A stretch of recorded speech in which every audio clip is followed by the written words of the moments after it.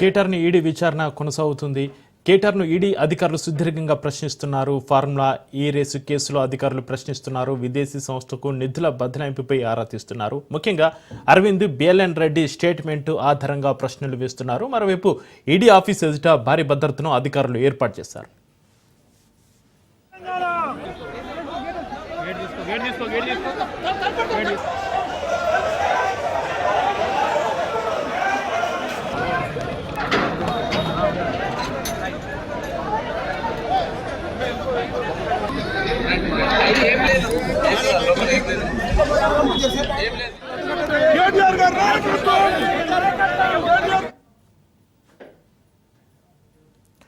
BRS నేతలు CM Revanth తీరుపై ఆగ్రహం వ్యక్తం చేస్తున్నారు. ప్రభుత్వం కుట్రపూరితంగా వ్యవహరిస్తుందంటూ విమర్శించారు.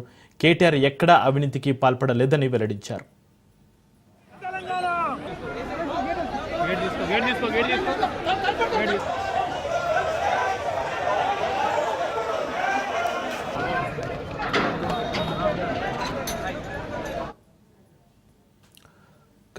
ఈ ఫార్ములా కార్ రేసులో ఎలాంటి అక్రమాలు జరగలేదన్నారు న్యాయవాది సోమ భరత్.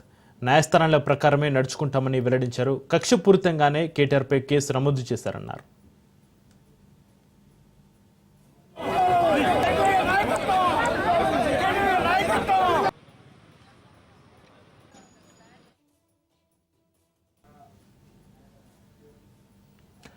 ఫార్ములా ఈ కారు రేసు నిర్వహణలో తన దగ్గర ప్రతి రూపాయికి లెక్క ఉందన్నారు మాజీ మంత్రి కేటీఆర్.